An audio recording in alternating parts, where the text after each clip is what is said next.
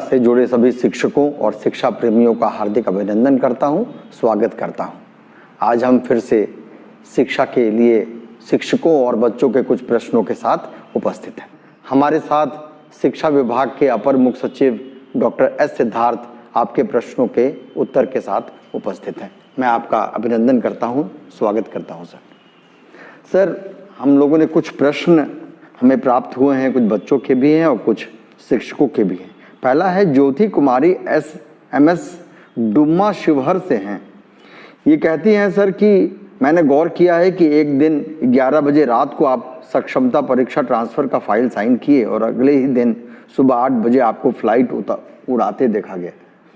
Sir, आप मुख्यमंत्री के प्रधान सचिव भी हैं, अपर मुख्य सचिव मंत्रिमंडल, शिक्षा विभाग के अपर मुख्य सचिव हैं। सर, इतनी सारी जिम्मेदारियों के साथ आप टाइम मैनेजमेंट कैसे करते हैं? हम सभी शिक्षक और यह शिक्षिका यह जानना चाहते हैं सर। देखिए, टाइम मैनेजमेंट सबको सीखना चाहिए और मेरा मानना है कि जो टाइम का डिसिप्लिन है, विशेषकर शिक्षकों को और स्टूडेंट्स को, ये बहुत ही अच्छी तरह उनको सीखना चाहिए। मैं एक दिन पूर्व ये प्लान कर लेता हूँ कि अगले दिन मुझे क्या क्या करना है और मन में वो पूरी सारणी रहती है कि सुबह उठ के क्या करना है, फिर दोपहर में क्या करना है, कौन से कार्य कल पूरे करने हैं। तो ये बिल्कुल एक दिन का प्री डिसाइडेड रहता है।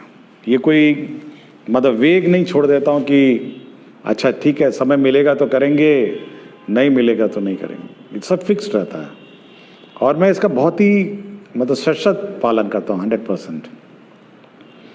देर रात सोता हूँ ज़रूर, 11-12 बजे तक सोता हूँ और अगले दिन 5 बजे उठ जाता हूँ। तो 5-6 बजे अखबार और ये सब पढ़ने का मौका मिलता है और मेरा फ्लाइंग टाइम जो है हवाई जहाज उड़ाने का 8 से 9 बजे होता है और फिर 9 बजे अपनी वर्दी बदलता हूँ। जो सरकारी वर्दी है, सरकारी कमीज और शर्ट और पैंट पहनता हूँ और 9:15 बजे मैं कार्यालय पहुँच जाता हूँ। सबसे पहले माननीय मुख्यमंत्री जी का कार्यालय जाता हूँ, वहाँ पे कार्य रहते हैं। उसके बाद शिक्षा विभाग का कार्यालय है, इसी बीच मंत्रिमंडल का भी कार्यालय में जाता हूँ। तो सब कुछ समय सारणी अनुसार होता है, इसलिए कभी भी कोई क्लैश नहीं होता है, ओवरलैप नहीं होता है। अपना हॉबी का समय अलग रहता है, कार्यालय का समय अलग रहता है।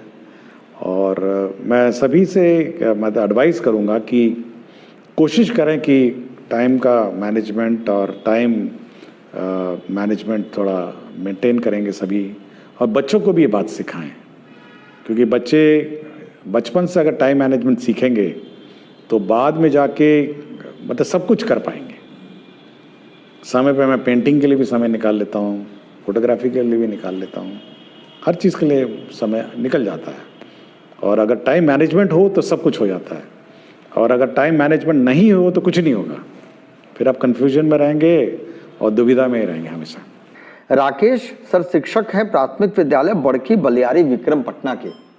इनका पूछना है कि जब हम गुणवत्तापूर्ण शिक्षा की बात करते हैं तो बच्चे ज़्यादा मातृभाषा में सीखना पसंद करते हैं और अभी तक बच्चों के बीच इससे संबंधित कोई सामग्री नहीं गई है, जबकि राष्ट्रीय शिक्षा नीति भी इसके संबंध में बात करती है। देखिए, मैं इस बात का बहुत समर्थन करता हूँ और जो छोटे बच्चे हैं, विशेषकर क्लास 1, 2 और 3, वो अपनी मातृभाषा में ही उनको शिक्षा होनी चाहिए। और चाहे वो अंग्रेज़ी पढ़ा रहे हों, हिंदी पढ़ा रहे हों, जब तक उनको अपनी मातृभाषा में नहीं सिखाएगा तो उनका जो लर्निंग कर्व है या लर्निंग कैपेसिटीज है वो बिल्ड नहीं होगी। ये ज़रूर मतलब है, समस्या है कि हमने इंग्लिश की किताबों में भोजपुरी, मगही, मैथिली ये सब शब्दों का वहाँ पे अंकित नहीं किया है, और हिंदी भाषा की किताबों में भी ये बात लिखी नहीं है। बट मैं ये उम्मीद करता हूँ कि जब शिक्षक कक्षा में अगर मगध क्षेत्र में अगर बच्चे को टीचर पढ़ा रहे हैं, क्योंकि अब तो स्थानीय मोटा मोटी अब स्थानीय ही टीचर हो गए हैं, सक्षमता पास भी वहीं के लोग हैं और बाकी लोग भी उसी ज़िले के हैं, तो मैं ये उम्मीद करता हूँ कि जब भी पढ़ाएं तो अपनी भाषा जो मातृभाषा है उसमें उस बच्चे को सिखाने की कोशिश करेंगे। किताबों में ज़रूर ये कमी है, ये मैं एडमिट करता हूँ, और ये बहुत बड़ा चैलेंज है, और इसको बनाने में मतलब मल्टीलिंगुअल किताब बनाने में समस्या लगेगी। बट टीचर कोशिश करें कि भोजपुरी है, बच्चा है तो भोजपुरी में उसको सिखाएं, ए फॉर एप्पल है तो एप्पल को भोजपुरी में सिखाएं, B for ball, C for cat है, जो भी है अपनी भाषा में सिखाएं। लेकिन ये पूर्ण रूप से अब टीचर पर अब निर्भर है। सर, एक सवाल है, प्रभा कुमारी, बेगूसराय, बिहार, ये +2 केमिस्ट्री टीचर हैं, UHS कतार माला डंडारी बेगूसराय की। ये पूछते हैं कि गुणवत्तापूर्ण शिक्षा सुनिश्चित करने हेतु चेतना सत्र में कौन कौन सी गतिविधियां की जानी चाहिए सर? देखिए, चेतना सत्र में वो सब करना है जो आपके किताबों में नहीं है। ये मैं बिल्कुल स्पष्ट किया हूँ बहुत बार कि आपकी जो किताबें में नहीं, जो आपके करिकुलम में है, वो चेतना सत्र का पार्ट नहीं है। मतलब मैथ्स है, इंग्लिश है, हिस्ट्री है, ज्योग्राफी है, वो नहीं। चेतना सत्र में मैं पिछले एपिसोड में भी मैंने कहा कि आप उसको वैल्यूज़ सिखाएंगे, मतलब एक मानवीय जो गुण है वो सिखाने का सत्र है। दूसरा है कि जो आज के दिन में जो अगल बगल चीज़ें हो रही हैं उसको मतलब सेंसिटाइज करने की बात है, उसको न्यूज़ के बारे में, समाचार के बारे में। तीसरा है राष्ट्र के प्रति प्रेम और सम्मान की भावना, जैसे राष्ट्रीय गान है या राज्य के प्रति प्रेम और सम्मान की भावना है, तो बिहार गीत है। तो ये सब चीज़ें उसको सिखाना है, और एक साथ कतार में खड़े होके प्रार्थना करना, एक साथ और बच्चों को संबोधन, मतलब जब बच्चे कोई ना कोई क्लास में एक बच्चा सुनाता है, कोई भी का वक्तव्य अपना देता है, तो लीडरशिप क्वालिटीज़ हैं, तो ये सब सिखाने का सत्र है। क्लासरूम का जो सब्जेक्ट है वो उससे बहुत ही भिन्न है, और इसलिए मैं बार बार कह रहा हूँ, मैं सभी टीचर से कहता हूँ, क्योंकि हमको हमेशा ये चिंता रहती है, क्योंकि ये पहला सत्र है। अगर टीचर हल्का सा भी लेट हो जाए तो ये सत्र अफेक्ट हो जाता है। देखिए, बाकी सत्र तो बाद में आता है, वो आधा घंटे बाद आता है, अटेंडेंस तो मोटा मोटी इसी बीच में होता है। तो हमको हमेशा ये चिंता रहती है कि चेतना सत्र में लापरवाही नहीं हो, और ये समय पे शुरू हो, समय पे ख़त्म हो। हम लोगों ने माइक, म्यूज़िक सिस्टम, बैंड, सबका लिए हम लोगों ने प्रोविज़न किया हुआ है। इसलिए चेतना सत्र मैं अनुरोध करूँगा टीचर से कि भाई इसको बहुत गंभीरता से लें, और बहुत ही मतलब ये बहुत इंपॉर्टेंट सत्र है। शिक्षक ने पूछा है सर कि NEP 2020 के अनुसार 25-26 तक कक्षा 3 तक के सभी बच्चों को निपुण बना देना है। एक निपुण भारत कार्यक्रम भी चल रहा है सर, अर्थात उन्हें वर्ग सापेक्ष दक्षता प्राप्त करवा देनी है। इस महत्वाकांक्षी उद्देश्य की पूर्ति के लिए विभाग कौन कौन से उपाय कर रहा है? देखिए, सारे कर रहे हैं। देखिए, FLN किट्स हैं अब हमारा, और रिविजन्स हैं, टेस्ट हैं, और जब तक जूनियर क्लासेस में वो निपुण नहीं होंगे, सक्षम नहीं होंगे, तो सीनियर क्लासेस हैं, ड्रॉप आउट्स बहुत बड़ी हो जाएगी। इसलिए जो पहला इनिशियल क्लासेस हैं उस पर ज़्यादा हम लोग का ध्यान है, और एक बार पकड़ ले वो मतलब रफ्तार पढ़ाई और शिक्षा का, तो ड्रॉप आउट्स भी उतना कम हो जाएगा। तो मेन फोकस हम लोग का वही है, वहाँ क्लास 1 to 8। सर, एक शिक्षक ने पूछा है सर कि विभाग से कई टोल फ्री नंबर जारी किए गए हैं, परंतु बहुत बार फ़ोन करते रहने पर भी कोई बार उत्तर प्राप्त नहीं होता है, ऐसे में हमें क्या करें? देखिए, टोल फ्री नंबर वही है जो वेबसाइट पे है, विभाग के वेबसाइट पे जो नंबर है वही टोल फ्री नंबर है, और उस टोल फ्री नंबर मल्टीपल वहाँ पे 30 टेबल रहते हैं, 30 लोग उसको उठाते हैं, कॉल को रिकॉर्ड करते हैं, उसका हर आवेदन पत्र चेक होता है, उस पर क्या अनुपालन हुआ चेक होता है।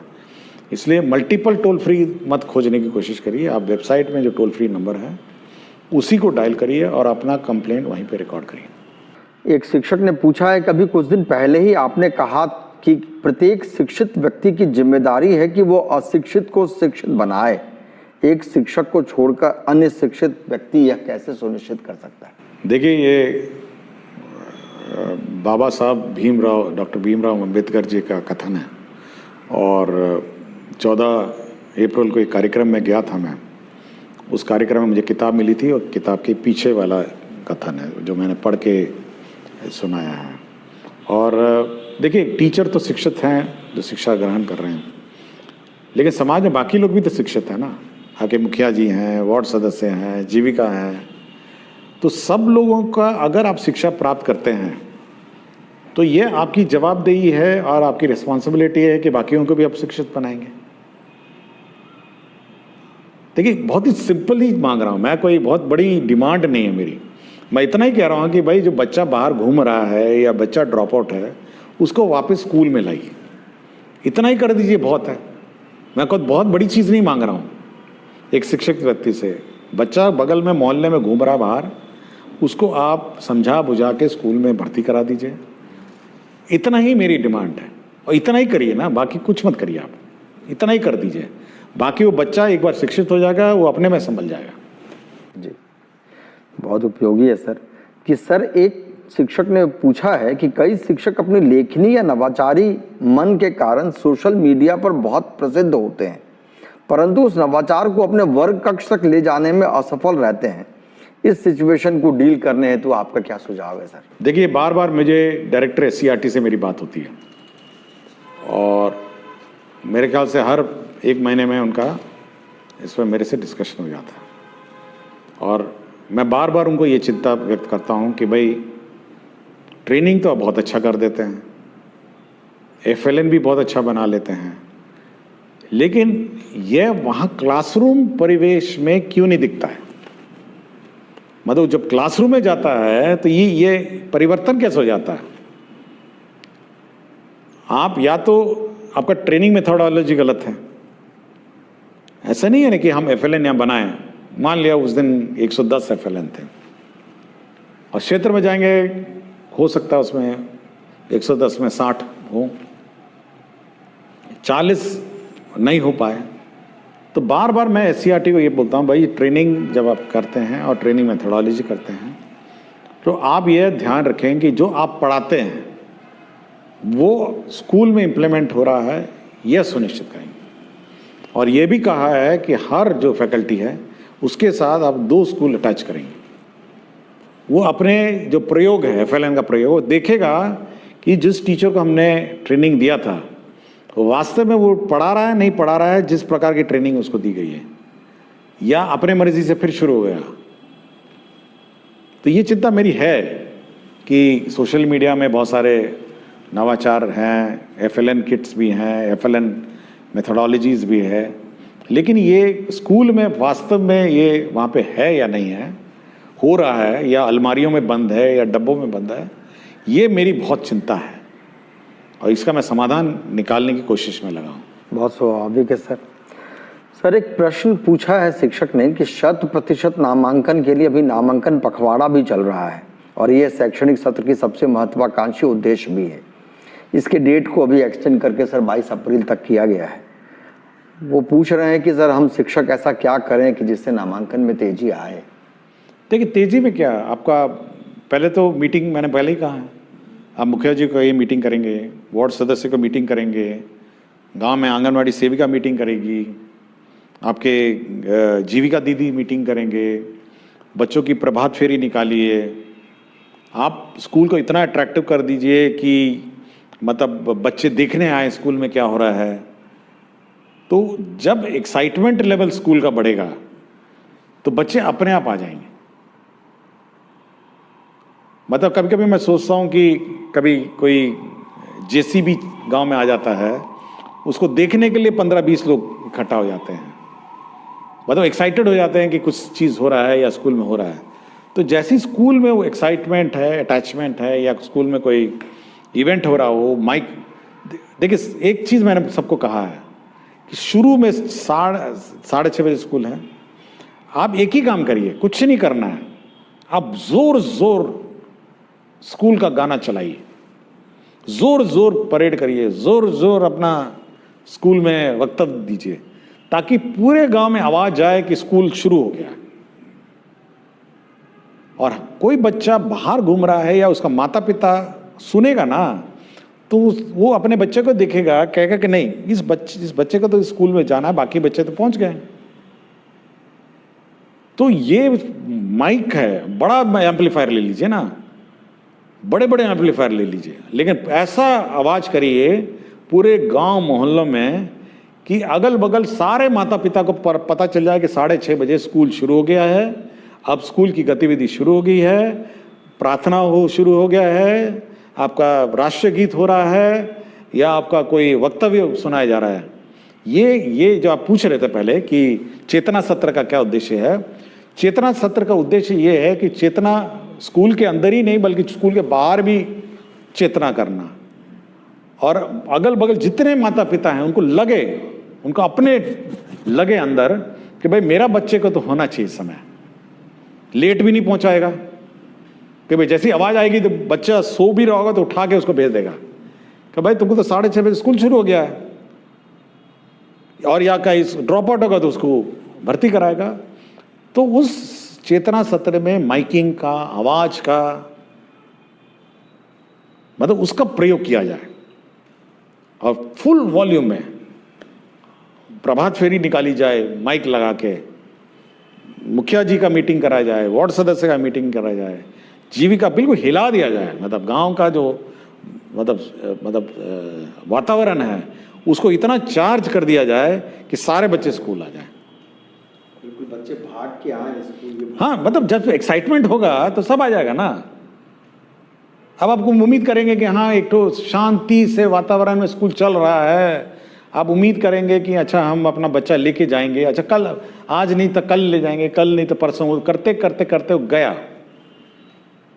फुल वॉल्यूम में गीत बजाइए, स्कूल में गीत बजाइए, फुल वॉल्यूम में प्रार्थना चलाइए, पूरा गांव का माहौल को ना हिला दीजिए माइक से। विभिन्न धर्मों में भी है, होता है ना, मस्जिद में अजान होती है, मंदिर में आरती होती है, कितना अट्रैक्शन हो जाता है किसी भी मनुष्य को कि बस जाके प्रार्थना या इबादत करनी है, तो वो पैदा करना पड़ेगा स्कूल को। एक मंजीत कुमार शिक्षक हैं सर, राजकीय मध्य विद्यालय माधोपट्टी के। आजकल बच्चे मोबाइल में बहुत अधिक समय बिताते हैं, क्यों नहीं मोबाइल आधारित शिक्षण सामग्रियां शिक्षा विभाग द्वारा ऑनलाइन उपलब्ध करवाया जाए ताकि वे घर पर भी सीखना जारी रख सकें। क्या इस तरह के मोबाइल आधारित शिक्षण सामग्री में मूल्यांकन की व्यवस्था भी हो सकती है? देखिए, हम लोग का है कि इस क्लास 6 से हम लोग ICT लैब स्थापित करेंगे सर, और क्लास 6 से सभी स्कूल में कंप्यूटर होगा, छोटे स्कूल में कम होगा, बड़े स्कूल में कम होगा, और हम लोग मटेरियल को डिजिटल फॉर्म में भेजेंगे सब स्कूल में, और कोई भी माता पिता या बच्चा लेना चाहे डिजिटल फॉर्म में ले सकता है। तो ये व्यवस्था हम लोग कर रहे हैं, और लाइब्रेरी में पेन ड्राइव हम लोग रखेंगे, जो बोरो करना चाहेगा किताबों के अतिरिक्त पेन ड्राइव भी बोरो कर सकता है, घर ले जाए अपना कॉपी करे या जो करना करे। तो डिजिटल लाइब्रेरी को भी हम लोग स्ट्रेंथन करने की कोशिश में है। तो इस साल हम लोग का यही लक्ष्य है कि ICT लैब हो, डिजिटल लैब हो, और बच्चे मतलब फिजिकल बुक्स के अलावा डिजिटल बुक्स भी बोरो कर सकें, ये हमारी व्यवस्था है। एक बच्ची का प्रश्न है सर, सुहानी कुमारी हैं, कक्षा 4 मध्य विद्यालय माधोपट्टी दरभंगा की। इनका सवाल है सर कि विद्यालयों में बच्चों की ऑनलाइन उपस्थिति दर्ज करने को लेकर कुछ दिन पहले संकल्प लिया गया था, क्या इसी सत्र से बच्चों की ऑनलाइन हाजिरी बनेगी? ये कौन सा क्लास की हैं? ये कक्षा 4 की है सर। 4 की हैं, चलिए, ये अट्रैक्ट हो रही हैं चीज़ों के साथ। कक्षा 4 में भी मतलब डिजिटल एज का जनरेशन है। देखिए, हम लोग ये अवश्य है कि हम लोग ऑनलाइन अटेंडेंस लेंगे, और सबसे प्रथम 1 मई से आपको याद होगा कि हम लोगों ने 30 टैबलेट 30 स्कूल में बांटे हुए हैं और उसकी मॉनिटरिंग कर रहे हैं। तो सबसे पहले हम लोग इस 30 स्कूल में ऑनलाइन अटेंडेंस, मतलब बच्चों का अटेंडेंस करवाएंगे। ये 30 जो स्कूल्स हैं, 5 जिले हैं, 5-6 जिले हैं, हर जिले में 5 हैं, और उसमें इवन फेस रिकग्निशन सॉफ्टवेयर भी बिल्ट इन है। तो बच्चा अपना रजिस्टर करेगा, टीचर भी रजिस्टर करेंगे, और अटेंडेंस, ग्रुप अटेंडेंस होगी बच्चों की और टीचर की भी, और ऑटोमेटिकली वो सॉफ्टवेयर जो है वो इनके लाइब्रेरी फ़ोटो से उस फोटो को मिलान करेगा और टीचर का अटेंडेंस शीट बना देगा और बच्चों का अटेंडेंस शीट बना देगा। कि कौन बच्चे उपस्थित हैं, कौन बच्चे उपस्थित नहीं हैं। तो ये 1 मई से 1 मई से ये 30 स्कूल में हम लोग लागू कर देंगे। ये ट्रायल पे चलेगा कुछ दिन, टेक्नोलॉजी नहीं है, लेकिन उसके बाद आपको हर टीचर का attendance automatically optical recognition software से निकल जाएगा और हर बच्चा ग्रुप में भी बैठ के मिड डे मील खा रहा है, उसका फोटो ले लेंगे तो वो ऑटोमेटिकली बता देगा कि कितने बच्चे, कौन बच्चा खा रहा था और कौन बच्चा उस पूरे कतार में मिसिंग है। तो ये सॉफ्टवेयर है। कक्षा 4 की जो सुहानी कुमारी बच्ची हैं, छात्रा है, तो डिजिटल एज में प्रवेश कर रही हैं, तो अब वो कागजी अटेंडेंस और फिजिकल अटेंडेंस का भी युग खत्म हो गया है और एक बार ये टेस्ट हो जाएगा तो स्टेट वाइड रोल आउट करेंगे। बहुत बहुत धन्यवाद सर।